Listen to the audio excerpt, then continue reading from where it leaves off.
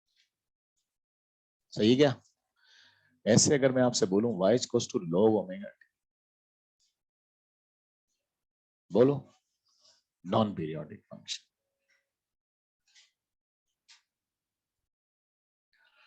ऐसे अगर मैं आपसे बोलूं y is equals to a sin square omega t, यहां तक पहुंच जाओ, उसके बाद बात करेंगे आपसे। ये बहुत इंपॉर्टेंट फंक्शन है, sin स्क्वायर ओमेगा t के बारे में सोचना है।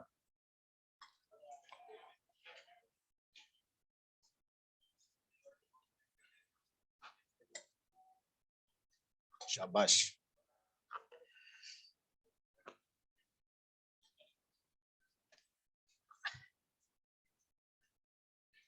ये बड़ा फेमस क्वेश्चन है, इसकी हिस्ट्री बताऊं मैं आपको। ये जेई मेंस में आया, जेई एडवांस में आया, एएफएमडी में आया, एनसीईआरटी का शॉर्ट एग्जांपल है, एससीबी का ऑब्जेक्टिव 2 का क्वेश्चन है, मतलब बड़ा फेमस क्वेश्चन है, इसलिए हमारे लिए इंपॉर्टेंट है, ध्यान रखना, इसलिए हमको ढंग से सोल्व करना है। आप बताओ फंक्शन क्या है, ए साइन स्क्वायर ओमेगा, आपसे नेचर पूछा है इसका। आपको पता है यहां पर अगर देखें तो पावर सिंगल नहीं है, एक से ज्यादा फ्रीक्वेंसी, एक से ज्यादा पावर है। आपको जितने भी फंक्शन मैंने पढ़ाया, साइन कोस का function, amplitude constant, single frequency, ये था ना, मतलब पावर की कोई बात करी क्या मैंने, पर यहाँ पावर कितनी है, 2 है, साइन स्क्वायर थीटा है। तो हम ध्यान रखेंगे जब भी पावर x से ज्यादा होती है फंक्शन में, हमारी ड्यूटी उसको पहले सिंगल पावर में कन्वर्ट करेंगे, उसके बाद फंक्शन के नेचर बताएंगे। यार पावर सिंगल पावर की तो बात करी नहीं ना मैंने, मतलब इन सब में पावर कैसी है, यहां पावर कितनी है, 2 है, तो पहले से काम करेंगे, सबसे पहले इसको सिंगल पावर में कन्वर्ट करेंगे। तो साइन स्क्वायर थीटा को सिंगल पावर में लिखने का तरीका, बोलो सर इसको ऐसा लिखते हैं, y इक्वल्स टू, यहां पर लिखेंगे a और ये बनेगा 1 minus cos 2 omega t upon 2, यहां पर होता है, ऐसा पढ़ा होगा आप लोगों ने, 1 माइनस कॉस 2 थीटा अपॉन 2 को बोलते हैं साइन स्क्वायर थीटा, नहीं बोलते हैं ऐसा। और अगर ये कॉस स्क्वायर थीटा होता तो बोलते हैं 1 प्लस कॉस 2 थीटा हो जाता है। ये अगर कॉस स्क्वायर होता है तो प्लस आ जाता है, और साइन स्क्वायर होता है तो माइनस, ये ध्यान रखिए। देखो यहाँ पावर कितनी थी, 2 थी, मैंने यहाँ सिंगल पावर कन्वर्ट कर दिया। पावर को सिंगल करने के लिए आपको पता है एंगल को डबल करना पड़ा, तो हो सकता है एंगल डबल हो जाए, डजंट मैटर, पर हमें पावर को सिंगल करना है। मेरी बात समझ आ रही? अब आप बताओ उसको सिंप्लीफाई करके ऐसा बोल सकते हैं कि बेटा a/2 माइनस यहाँ पर लिखेंगे a/2, यहाँ पर लिखेंगे cos 2 ओमेगा, और ये फंक्शन ऐसा हो गया, बदलकर ये फंक्शन ऐसे हो गया। ठीक है, अब हमें इसके नेचर बता दें। तो आप देखो y फंक्शन में 2 पार्ट, दिस एंड दिस, तो पहले हम इस पार्ट की बात करें। बताओ इस पार्ट में ध्यान से देखो, साइन कोस का फंक्शन, उसके आगे जो टर्म मल्टीपल होती है क्या कहलाता है, एम्पलीट्यूड। बताओ कांस्टेंट है, साइन कोस का फंक्शन है, एम्पलीट्यूड कांस्टेंट है, फ्रीक्वेंसी कितनी, 2 ओमेगा। बताओ फ्रीक्वेंसी 2 ओमेगा, वैल्यू 2 ओमेगा, लेकिन है तो सिंगल फ्रीक्वेंसी, साइन कोस का फंक्शन है, एम्पलीट्यूड कांस्टेंट है, सिंगल फ्रीक्वेंसी। बताओ ये कौन है, ओहो ये तो एसएच है। लेकिन उसके बाद अगर देखो तो आगे एक और टर्म यहाँ पर है भाई, ये कौन है, शाबाश बच्चों, ध्यान रखेंगे आज के बाद, इस पर क्वेश्चन पूछा मेडिकल में। ट्रिग्नोमेट्री फंक्शन के आगे जो टर्म मल्टीपल होती है उसको एम्पलीट्यूड कहते हैं, उसके आगे कुछ और कांस्टेंट पड़ा है, तो वो सब जो भी कांस्टेंट होता है वो इसके मोशन की मीन पोजीशन कहलाती है। क्या बोलते हैं उसको, क्या बोलते हैं इसको, मोशन की मीन पोजीशन कहलाती है, जिसके अबाउट ये एसएचएम कर रहा है।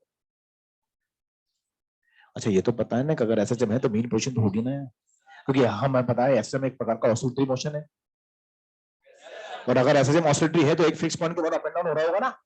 आप बताओ ये कौन है, एसएचएम है ना, तो बताओ इसकी भी तो कोई मीन पोजीशन हुई, बताओ कौन है। बोले देखो इसकी मीन पोजीशन देखने का तरीका क्या होगा, सुनो, ट्रिग्नोमेट्री फंक्शन के आगे जो टर्म मल्टीपल होती है उसको क्या बोलते हैं, उसके आगे कुछ और है क्या, तो फिर कौन होता है, जीरो। अरे आगे कुछ नहीं होता तो ऐसा नहीं बोल सकते क्या, जीरो प्लस, इसका मतलब आगे जो भी कांस्टेंट पैरामीटर है वो इसकी क्या कहलाता है, मीन पोजीशन कहलाता है। मतलब ये एसएचएम तो है पर इसकी मीन कौन है, ऑरिजिन, ऑरिजिन के कौन एसएचएम। तो जैसे यहाँ जीरो आ रहा है वैसे यहाँ कौन है, तो ये एसएचएम तो है पर इसकी मीन पोजीशन शिफ्ट हो गई है, ओरिजिन नहीं है, क्या है a/2, a/2 के अबाउट एसएचएम कहलाता है। तो आज के बाद क्या सीख रहे हैं हम लोग इस क्वेश्चन से, कि ट्रिग्नोमेट्री फंक्शन के आगे जो टर्म मल्टीपल होती है उसका एम्पलीट्यूड कहते हैं, क्या कहते हैं, और उसके आगे जो टर्म मल्टीपल होती है, आगे जो टर्म यहाँ पर लिखी है कांस्टेंट पैरामीटर, वो क्या होता है, उसके मोशन की मीन पोजीशन कहलाती है। बोलो मॉड्यूल है क्या आपके पास, मॉड्यूल है क्या, नहीं है, एक क्वेश्चन पढ़ो उसके अंदर, मॉड्यूल में एक क्वेश्चन, उसके बाद नोट करना, इसको नोट मत करो अभी, पहले क्वेश्चन नंबर आप पढ़िए 12, पेज नंबर 212, व्यू के अंदर, व्यू चैप्टर में है ये, 212 पेज नंबर, क्वेश्चन नंबर 12।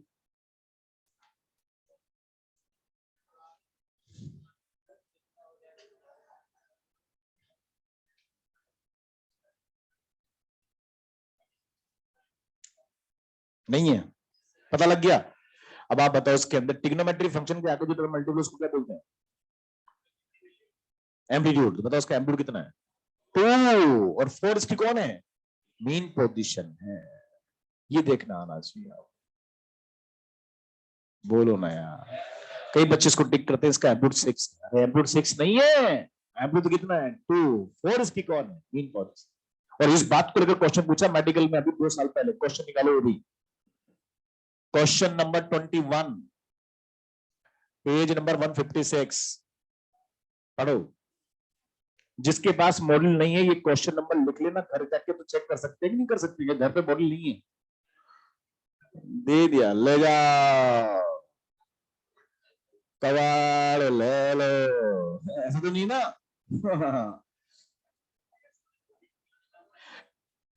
पढ़ा आपने क्वेश्चन? इस क्वेश्चन में आप देखो ट्रिग्नोमेट्री फंक्शन के आगे टर्म ए नॉट लिखी हुई है। बताइए वो ए नॉट कौन है? मेन पोजीशन है, उसका एम्पलीट्यूड में कोई रोल नहीं है। तो मेरी बातें समझ आ रही है आपको? ट्रिग्नोमेट्री फंक्शन के आगे जो टर्म मल्टीपल होती है उसको क्या बोलते हैं? एम्पलीट्यूड। उसके भी आगे कुछ और रखा हुआ है कांस्टेंट, क्या बोलेंगे इसको?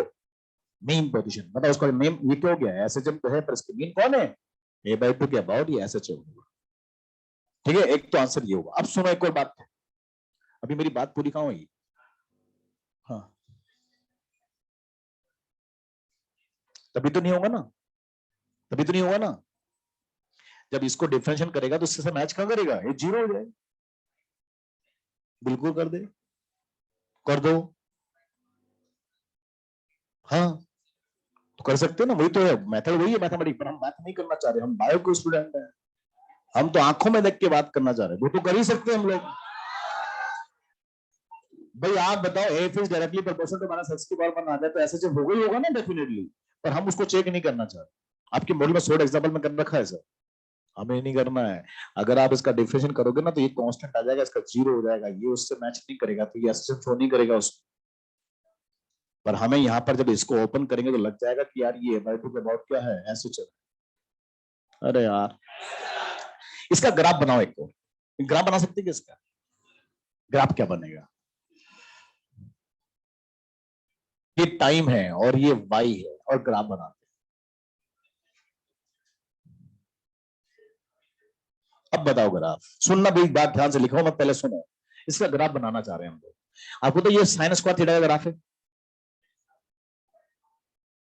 साइन स्क्वायर थीटा ग्राफ है ना ये। तो बताओ कहां से स्टार्ट होगा? 0 से स्टार्ट होगा। आपको पता है यहां पर अगर देखो तो उसका ग्राफ ऐसा बनेगा, आप जज करना इसको। ये ग्राफ ऐसा आएगा। बताओ टी का वैल्यू 0 पुट करो तो cos 0 1, cos 0। बताओ ये a/2 माइनस a/2, इसका मतलब टी बराबर 0 पर ग्राफ कहां से स्टार्ट होगा? 0 से स्टार्ट होगा। अच्छा एक बात तो बताओ, कोस की मिनिमम वैल्यू कितनी होती है? -1। अगर ये -1 हुआ तो माइनस माइनस क्या हो गया? तो बताओ a/2 प्लस a/2, इसका मतलब y का वैल्यू मैक्सिमम कितना होगा? a, उससे ज्यादा नहीं हो सकता। और अब बताओ कोस का वैल्यू मैक्सिमम वैल्यू कितना होगा? +1। अगर ये +1 तो a/2 माइनस a/2, इसका मतलब ग्राफ 0 से नीचे नहीं जा सकता। मतलब ग्राफ 0 से 1 के बीच में होगा, 0 से और स्टार्ट होगा, ओरिजिन से स्टार्ट होगा ग्राफ ऐसा। ये साइन स्क्वायर थीटा ग्राफ कभी बनाया कि नहीं बनाया यार आप लोगों ने? ऐसा हो। अब आप बात सुनना, ये इसकी मीन पोजीशन कौन है इसकी? बताओ a/2। बताओ a/2 से ऊपर कितना गया? a/2 से नीचे भी कितना गया? a/2 गया। बताओ इसकी मीन पोजीशन कौन है? a/2। a/2 से ऊपर कितना गया? a/2। a/2 से नीचे कितना गया? a/2। बताओ इसका इसको कौन है? एम्पलीट्यूड। मीन पोजीशन में कौन है? a/2। और अगर देखे तो एम्पलीट्यूड कितना है? तो बताओ a/2 के बाद अप एंड डाउन हो रहा है, इसका मतलब a/2 के बाद तो ये कौन होगा? एसएचएम। a/2 के बाद तो क्या होगा? एसएचएम। अब बात करते हैं ओरिजिन के बाद। किसके बाद? बताइए ओरिजिन के अबाउट अगर हम स्टडी करें तो पूरा ग्राफ वन साइड बना हुआ है। बताओ ओरिजिन का ग्राफ नीचे बना हुआ है? ओरिजिन के अबाउट अगर ग्राफ देखें तो ऊपर ऊपर बना हुआ है, नीचे नहीं बना हुआ है। और जब ओरिजिन के अबाउट अगर ग्राफ नीचे नहीं बना हुआ है तो ओरिजिन के अबाउट ऑसिलेटरी नहीं। किसे बोलते हैं? ऑसिलेशन। जितना ऊपर हो उतना नीचे भी हो। तो बताओ ओरिजिन के अबाउट अगर देखें तो ग्राफ एक साइड ही बना है, नीचे तो बन ही नहीं रहा है। इसका मतलब ओरिजिन के अबाउट ये पीरियोडिक है बट नॉट एसएचएम। आप बताओ अगर ऑसिलेटरी नहीं तो एसएचएम हो सकता है? अरे बताया था ना, एसएचएम की पहली कंडीशन क्या है? मोशन शुड बी ऑसिलेटरी होना चाहिए। आप बताओ ओरिजिन के अबाउट ग्राफ ऊपर को बन रहा है, नीचे नीचे नहीं बन रहा, तो ऑरिजिन के अबाउट ये ऑसिलेटरी, ऑरिजिन के अबाउट अगर ये ऑसिलेटरी नहीं है तो बताओ एसएचएम हो सकता है क्या? तो इसके दो आंसर है। पहला आंसर तो ये हो गया कि इसकी मेन पोजीशन a/2 के अबाउट, a/2 के अबाउट, और दूसरा आंसर क्या हो गया? ऑरिजिन के about, periodic but not SHM. Periodic but, periodic तो है ना, एक डेफिनेट टाइम के बाद वैल्यू को रिपीट कर रहा है। बताओ ऑरिजिन ग्राफ नीचे बन रहा है क्या? इसका मतलब ये ऑरिजिन के अबाउट ऑसिलेटरी नहीं है, तो ऑरिजिन के अबाउट कैसा हो गया? Periodic but not SHM. लेकिन अगर बोल रहे मीन पोजीशन a/2 के अबाउट क्या हो गया? एसएचएम हो गया। तो इस क्वेश्चन के दो आंसर है। अगर मैं आपसे बोलूं इसकी मीन के अबाउट क्या होगा, और अगर बोले तो ऑरिजिन के अबाउट क्या होगा? Periodic but not SHM. बोलो भाई, तो दो आंसर लिखिए इसमें, यहां पर मैं लिख भी देता हूं, it is SHM,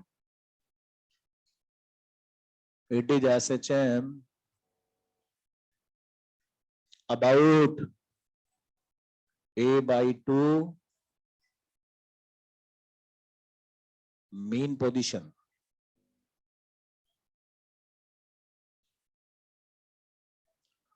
and periodic but not SHM.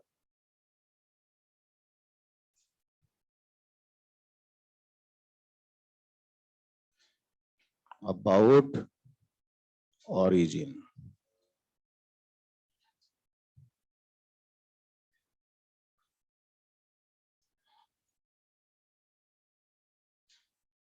तो कुछ फंक्शन है यार ये जो काम आते हैं, कभी कभी पूछता है, तो हम ध्यान रखेंगे। Sine square theta function important है, ये आपकी एनसीईआरटी का शॉर्ट एग्जांपल भी है। ध्यान रखेंगे इसकी मेन के बाद क्या हो गया? एसएचएम होगा। पर अगर मैं बात करूं आपसे,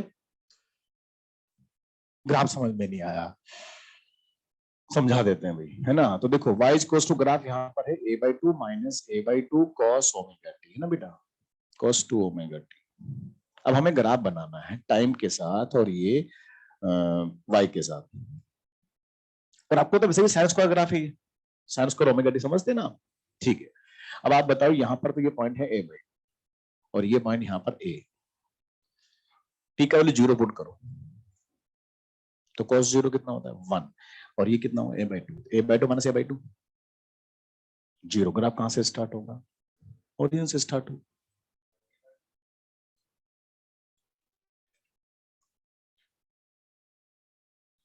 मेन पोजीशन है, हाँ, तो नेगेटिव में से स्टार्ट हो सकता है ना यार, जिसे मैंने आपसे बोला y equals to minus cos omega. बताओ ये एसएचएम है, और बताओ ये मोशन कहां से स्टार्ट होगा? मोशन तो कहीं से भी स्टार्ट कर सकता है एसएचएम में यार, नहीं समझ में आया? आ गया? अगर y equals to a sin omega t, बताओ ये एसएचएम है कि नहीं है ना? तो बताओ उसका ग्राफ कैसा बनेगा? ठीक है, ये समझ आ गया, और 0 से स्टार्ट हो रहा है। अगर मैं आपसे बोलूं y equals to a cos omega t होता तो क्या ये एसएचएम नहीं है? पर ये ग्राफ कैसे स्टार्ट होगा? ऊपर से स्टार्ट होगा। और अगर माइनस कोस होता तो नीचे से स्टार्ट, तो ये माइनस ही तो स्टार्ट हो रहा है, ये माइनस कोस है तो नीचे से स्टार्ट हो। ग्राफ हमारा ऐसा हुआ, a/2 से कहां से स्टार्ट हो? a/2 उसकी कौन है? उससे नीचे से स्टार्ट हो रहा है, तो ये नीचे से स्टार्ट होने का मतलब नेगेटिव सम से स्टार्ट हो। साइंस को अगर ग्राफ नहीं पढ़ा आपने कभी?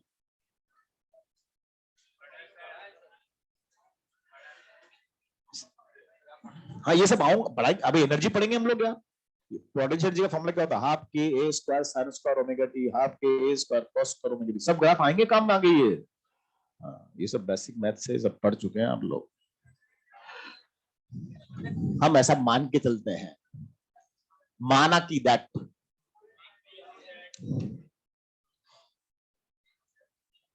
We know that. बोले आप गलत मानते हैं सर आप गलत मानते हैं सर। पढ़ाया होगा वेक्टर का, तो पढ़ाया होगा आप लोगों को ऐसे क्या, मजे ले रहे हो तुम आया। अच्छा, हमने अभी तक क्या पढ़ाया आपको? हमने ये पढ़ाया नहीं, हमने अभी तक ये पढ़ाया कि साइन कोस का function amplitude constant single frequency, क्या बोलेगा ऐसे, साइन कोस का फंक्शन एम्पलीट्यूड कांस्टेंट फ्रीक्वेंसी एक से ज्यादा इंटीग्रल मल्टीपल, और उसके अलावा जितने फंक्शन बचे, बहुत छोटी सी बात पढ़ाई यार। दूसरा हमने ये पढ़ाया कि जब भी पावर एक्स से ज्यादा होती है उसको सिंगल पावर में कन्वर्ट करेंगे और फिर स्टडी करेंगे।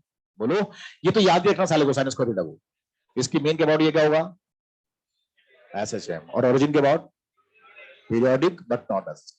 ऐसे क्वेश्चन मैं आपको दे रहा हूं, इसका 8th वाला फंक्शन, ये भी आपके एनसीईआरटी का क्वेश्चन है। ए साइन क्यूब ओमेगा टी, आपसे पूछा फंक्शन नेचर कैसा हो।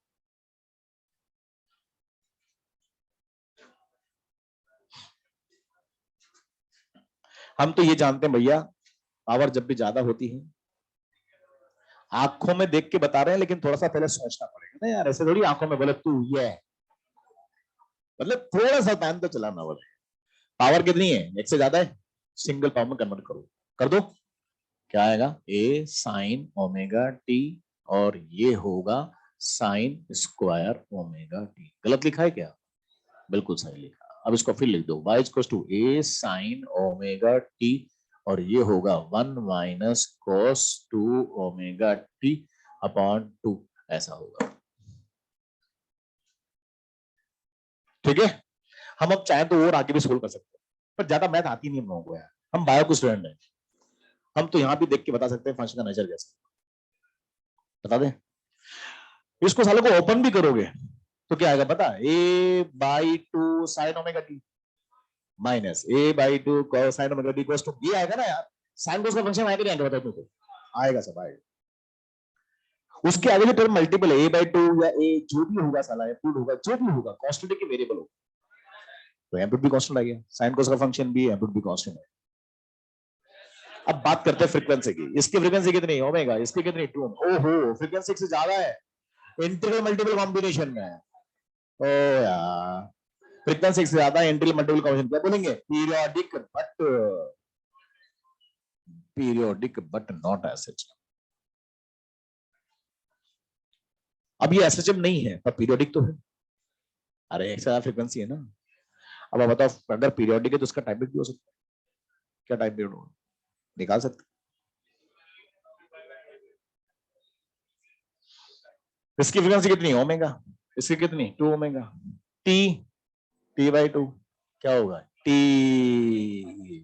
2 पाई अपॉन,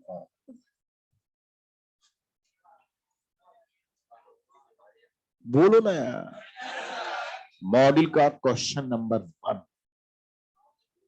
पेज नंबर 120।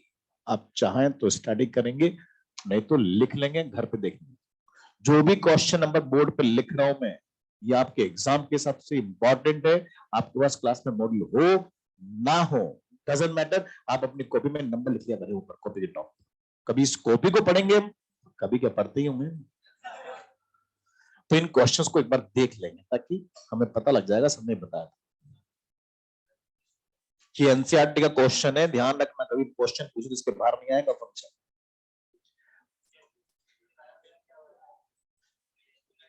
तो 120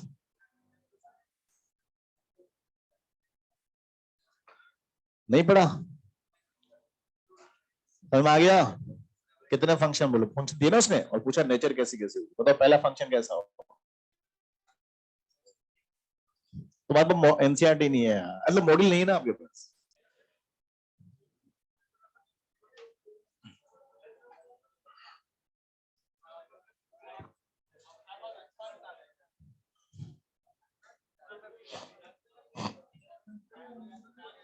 बातें नहीं भी प्लीज।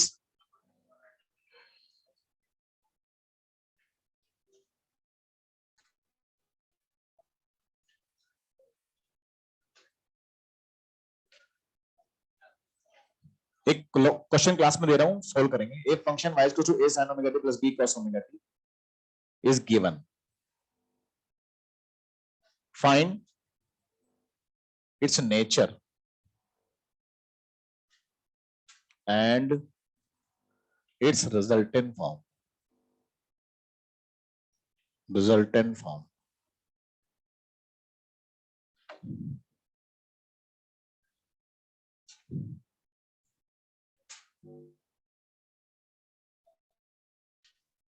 किसको याद है इसका रिजल्टेंट फॉर्म,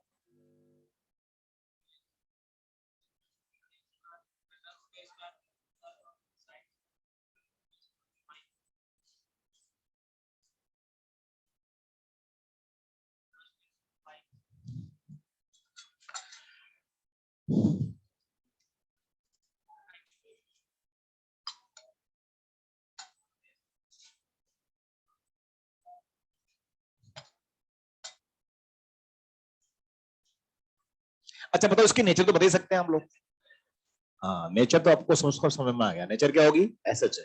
अब इसका नेचर है तो एसएच है, मैं अब आपको बताना इसका रिजल्टेंट फॉर्म क्या होगा। ध्यान से मेरी बात सुन लें, ये आर्टिकल वेरी इंपॉर्टेंट, 5 चैप्टर में काम आएगा। एसएचएम में, वेव ऑप्टिक्स में, अल्टरनेटिंग करंट में, इलेक्ट्रोमैग्नेटिक वेव्स में, ये सबको आपको आना चाहिए। इसको बोलते हैं सुपर पोजिशन ऑफ एसएचएम। क्या बोलते हैं इसको, सुपर पोजिशन। क्या बोलते हैं इसको, मैं सोल्व कर रहा हूं, आप देखेंगे उसके बाद नोट करके जाना है आपको, है ना, बेल लग जाए उसका टेंशन मत लेना आपको, पर समझ ले बहुत सारी बातें बोलूंगा इंपॉर्टेंट है बच्चों, बात को समझे। y इक्वल्स टू मेरे पास फंक्शन दे रखा है a sin ओमेगा t और ये है बेटा b cos ओमेगा t।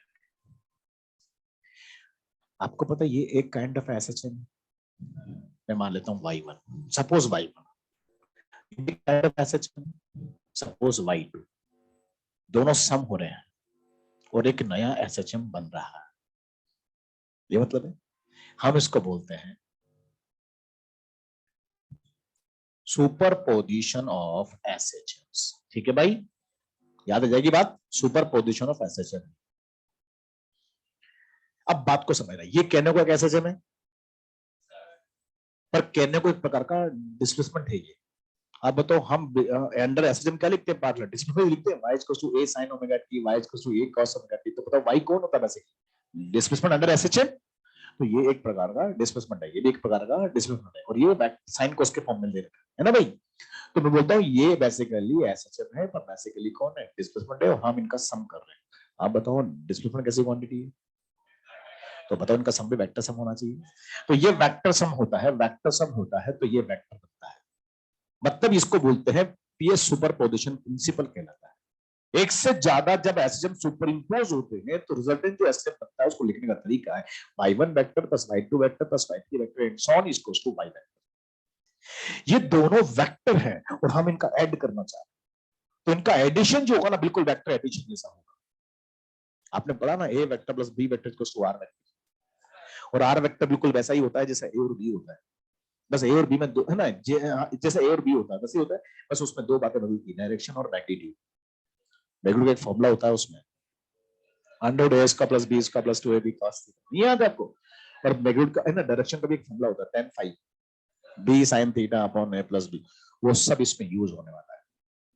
पर उसको यूज कैसे करते हैं मैं समझा रहा हूं, ध्यान से मेरी बात सुनिए। ये वेक्टर है बच्चों, वेक्टर अगर है तो इसमें दो बातें, मैग्नीट्यूड एंड डायरेक्शन। हम ध्यान रखेंगे एसएचएम और वेव में जो हम मैग्नीट्यूड वेक्टर की बात करते हैं, तो एसएचएम वेव के अंदर जो ये ट्रिग्नोमेट्री फंक्शन होता है, एसएचएम में उसको ऐसे लिखते हैं साइन कोस, तो उसके आगे जो टर्म मल्टीपल होती है एम्पलीट्यूड, वो इसका मैग्नीट्यूड कहलाता है। आप बताओ y1 वेक्टर है तो वेक्टर का मैग्नीट्यूड होगा, तो जो भी इसका मैग्नीट्यूड होता है, जो भी इसका एम्पलीट्यूड होता है, वो इसका क्या कहलाता है, मैग्नीट्यूड कहलाता है। क्या बोलते हैं उसको, और जो भी यहाँ इनिशियल फेज एंगल होती है वो इसकी डायरेक्शन का रोल करती है। आपने नेम सुना omega T plus phi, phi initial phase angle होता है, वो इनिशियल फेज एंगल इस वेक्टर की डायरेक्शन को शो करती है। आज के बाद ध्यान रखना आपको, ट्रिग्नोमेट्रिक एक्सिस जो होती है ना, ट्रिग्नोमेट्रिक यहां पर वेव एक्सिस में बात करें तो वो वेक्टर होती है वेव एक्सिस है, और जब वेक्टर होती है तो उसमें दो बातें छुपी, डायरेक्शन है, तो जो भी उनका एम्पलीट्यूड होता है वो क्या कहलाता है, मैग्नीट्यूड, और जो भी इनिशियल फेज एंगल होता है वो क्या कहलाता है, डायरेक्शन।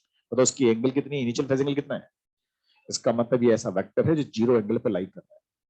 मतलब मान लीजिए रेफरेंस, मान लीजिए ये है तो रेफरेंस से जीरो एंगल पर है, मतलब ये वेक्टर ऐसा है जो रेफरेंस के अलग लाई कर रहा है। आप बताइए साइन में है और ये किस में है, मैं कोस को साइन में ऐड करना चाहता हूँ, तो आपको तो दोनों ट्रिग्नोमेट्रिक फंक्शन अलग अलग है, तो पहले इनकी नेचर भी सेम करनी पड़ेगी। तो बताओ बी कोस को क्या लिख सकते हैं, साइन ओमेगा टी प्लस यहाँ पर π/2 लिखते हैं।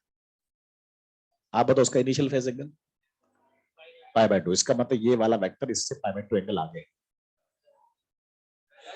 और इसका मैग्नीट्यूड कितना है, p है। हम बोलते हैं दो वेक्टर यहाँ पर है, इन दोनों को ऐड करना चाहते हैं, तो ऐड करने के लिए एक टेक्निक यूज करते हैं, उस टेक्निक को बोलते हैं फेजर डायग्राम टेक्निक। क्या बोलते हैं वो टेक्निक, क्या सुनना, दो परपेंडिकुलर लाइन ड्रॉ करते हैं, है ना, इस लाइन को बोलते हैं रेफरेंस, यहां से स्टार्ट करते हैं, यहां एंगल 0 डिग्री होता है, कितना, यहां से जब ऊपर बढ़ते हैं एंटी क्लॉकवाइज तो एंगल पॉजिटिव लेते हैं, और जब नीचे बढ़ते हैं तो नेगेटिव एंगल में। बताओ ये 0 से यहां क्या आ गया, π/2, 0 से π/2, 3π/2, 2π, और नीचे आऊंगा तो ये क्या होगा, -π/2, माइनस पाई माइनस 3 पाई/2 -2। एंटी बस क्या होगा, क्लॉकवाइज क्या होगा। अब एक बात और, मैं इस रेफरेंस को बोलता हूं, इस लाइन को बोलता हूं sign omega T plus 0 degree. Sign omega T तो मेरा रेफरेंस है, ये तो हमेशा होगा। अबे साइन को उसकी भाषा में तो वेक्टर होंगे, ये होगा। उसके बाद एंगल कितना है 0, तो ये line sign omega T plus 0 degree की है। यहां से मैं ऊपर बढ़ाता हूं, बताओ ये लाइन क्या कहलाएगी, साइन ओमेगा टी प्लस पाई/2 अल्टीमेटली क्या बनेगा, कॉस ओमेगा। ये लाइन क्या कहलाएगी, sine omega T plus pi, तो इसको क्या बोलेंगे, माइनस साइन ओमेगा टी। जानते हैं आप ऐसा, किसी भी ट्रिग्नोमेट्री फंक्शन के आगे, मतलब यहां पर पीछे प्लस पाई है और उसको हटाना चाहते ताकि क्या आता है, माइनस, नहीं आता है।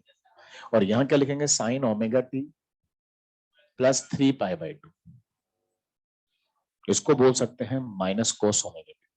सोचो ये सही लिखा है क्या, समझा जाता हूं। 3 पाई/2 को 2 टुकड़े करो, pi plus पाई/2, pi plus pi का मतलब तो होता है माइनस, और पाई/2 का मतलब होता है कॉस, माइनस कोस। अब ये एक्सिस होगा ट्रिग्नोमेट्रिक एक्सिस, ये कौन है, साइन ओमेगा टी, तो ये क्या होगा, माइनस साइन ओमेगा।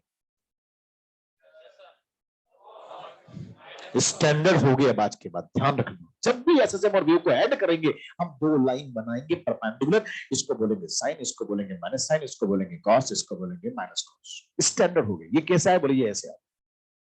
अब इन दोनों वेक्टर को यहां प्लॉट करते हैं। प्लॉट कैसे करते हैं, देखो सुनो, y1 वेक्टर पहला वेक्टर है, ये प्लस साइन है, आगे कौन सा साइन है, कुछ नहीं तो प्लस है, प्लस साइन, पेन रखो प्लस है। उसके बाद ओमेगा टी बाद कुछ एंगल है क्या, no angle, no plus no, तो हमें यही रुकना है, दोनों ऊपर जाना ना नीचे जाना। ये वेक्टर लाइन कहलाओगे, ये वेक्टर लाइन कहलाओगे, इसको बोलते हैं y1। बताओ उसका वैल्यू कितना है। दूसरा वेक्टर कौन है, plus cos, plus plus cos, तो पेन रखो।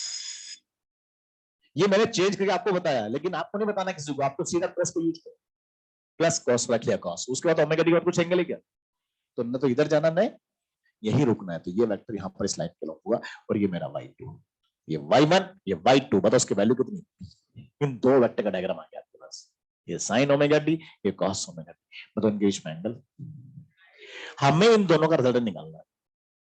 तो बताओ ये बीच में पास होगा। मान लेते हैं ये रिजल्ट यहाँ पर ऐसा है, और ये y है, इसका वैल्यू कैपिटल A मैग्नीट्यूड है, और इसका मान लीजिए एंगल थीटा है। बताओ बीच में पास होता है तो वेक्टर का रिजल्ट, इसका कितना वैल्यू A, इसका कितना B, तो इसका कोई नया होगा A, और ये थीटा है। ओके, अब हम यहां पर वेक्टर जब लगाएंगे, बताओ इन दोनों वेक्टर के बीच में एंगल कितना है, इसको बोलते हैं फेज डिफरेंस, डेल्टा फाई। क्या बोलते हैं इसको, फेज। दोनों वेक्टर के बीच के एंगल को डिफरेंस का बोलते हैं फेज डिफरेंस। कितना एंगल दोनों के बीच, पाई/2। तो बताइए हमें यहां पर y की पता करना। अब बताओ y को लिख सकते हैं क्या, y रिजल्टेंट। तो सुनो, y रिजल्टेंट की इक्वेशन लिखेंगे तो क्या बनेगा, इसका वैल्यू कितना है a। बताओ रेफरेंस से कितने एंगल ऊपर है, तो प्लस थीटा की माइनस थीटा। तो मैं बोलूंगा रेफरेंस कौन है, साइन ओमेगा टी, और यहां पर क्या होगा, प्लस थीटा। ये मेरा रिजल्टेंट बना। जब दो वेक्टर इन दोनों को मैं ऐड करूंगा तो मेरा वेक्टर ऐसा कुछ है, वो उसी भाषा में आएगा जिस भाषा में ये दोनों है। बस फर्क इतना सा, इसको दो बातें बदलेगी, मैग्नीट्यूड, डायरेक्शन। ए इसका कौन है, थीटा कौन है, डायरेक्शन। और ए और थीटा को हम कहां से निकालेंगे, वेक्टर अलजेब्रा से। बताओ डेल्टा फाई कितना, पाई/2। तो बताओ ए का वैल्यू कितना हो, अंडर रूट,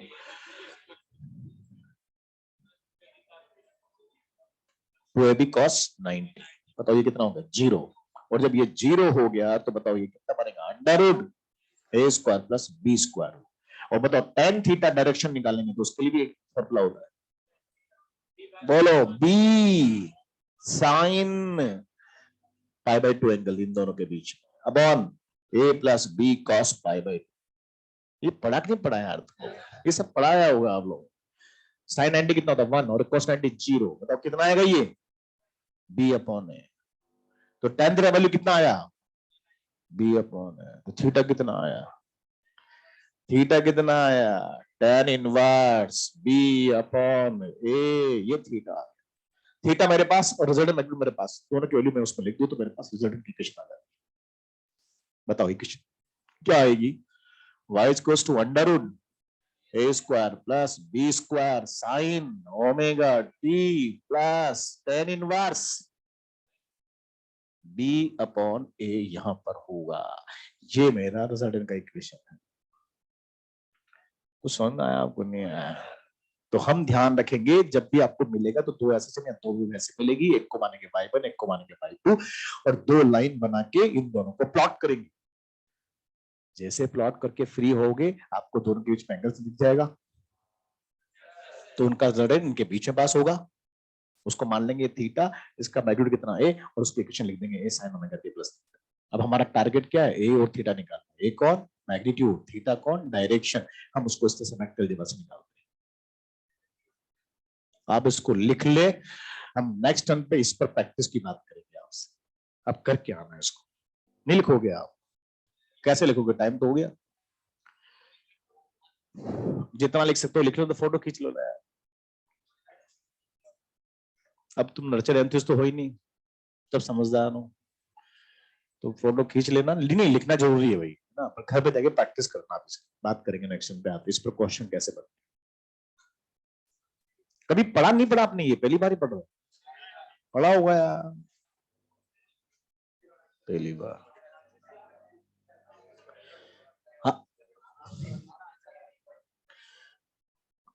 हाँ ये अंतिम बार ही होना चाहिए, ये खास बात है।